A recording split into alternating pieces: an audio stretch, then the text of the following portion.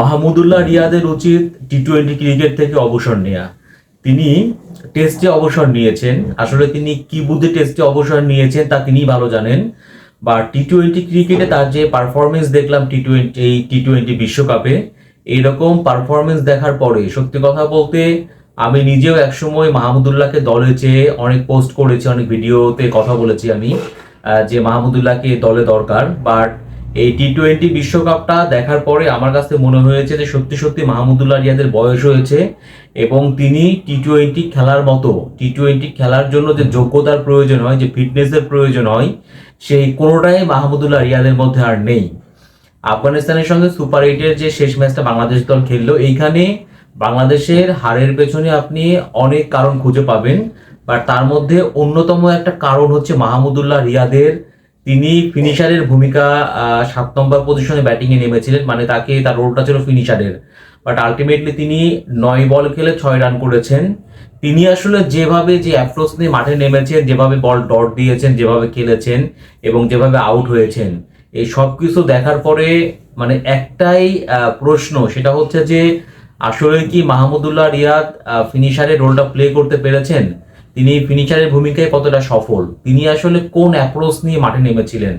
আমাদের টার্গেটটা কিন্তু ধরাছোঁয়ার বাইরে ছিল না, মাত্র 114 রান করতে হতো। 114 রান করলে পারে বাংলাদেশ দল ম্যাচটা জিততো। এর আগে আমাদের ছিল হচ্ছে সেমিফাইনালে কোয়ালিফাই করতে হলে আমাদেরকে 12.1 ওভারে 114 রান করতে হতো।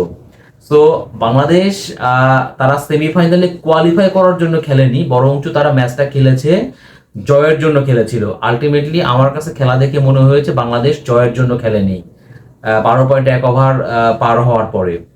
আর মাহমুদুল্লাহর কথা যে কথা বলছিলাম যে তিনি অনেক অভিজ্ঞ একজন খেলোয়াড়, তিনি বাংলাদেশ দলকে অনেক কিছু দিয়েছেন, অনেক ম্যাচে তিনি বাংলাদেশ দলকে জিতিয়েছেন, অনেক কিছুই আমরা বলে থাকি। বাট একটা সময় আছে, সময় হলে আপনাকে থামতে হবে, থামা উচিত।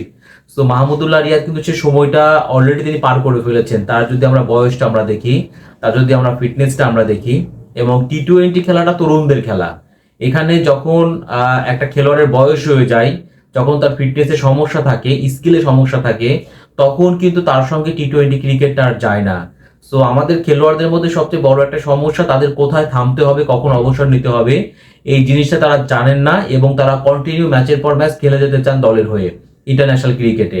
সো এই জায়গা থেকে এই টি-20 বিশ্বকাপটা দেখার পরে মাহমুদুল্লাহ তো সুপার ফ্লপ ছিলেন এবারের বিশ্বকাপে, টি-20 বিশ্বকাপে, এবং তিনি যে আসলেই বাতিলের খাতায় পড়ে গিয়েছেন, তার যে বয়স হয়েছে এবং তিনি যে টি-20-তে অচল, এটা কিন্তু প্রমাণিত হয়ে গিয়েছে।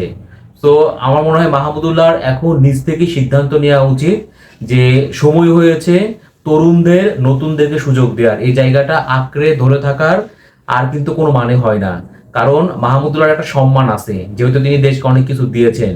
তো নিজের সম্মান থাকতে থাকতে এই টি-20 বিশ্বকাপটা বাংলাদেশের অধ্যায় শেষ হয়ে গেল সুপার 8 থেকেই। মাহমুদুল্লাহর এখন উচিত তার টি-20 ক্রিকেটটাকে গুড বাই বলা, সম্মান থাকতে থাকতে।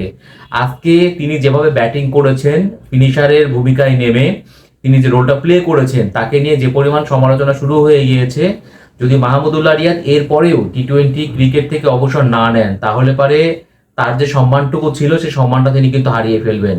তো তিনি টেস্ট থেকে অবসর নিয়েছেন, তার টেস্টই খেলতে হতো, টি-20 ক্রিকেট থেকে তার মনে হয় বিদায় নেওয়ার এখন উপযুক্ত সময়। আশা করি মাহমুদুল্লাহ তা বুঝবেন এবং সম্মান থাকতে থাকতে তিনি টি-20 ক্রিকেট থেকে অবসর নেবেন।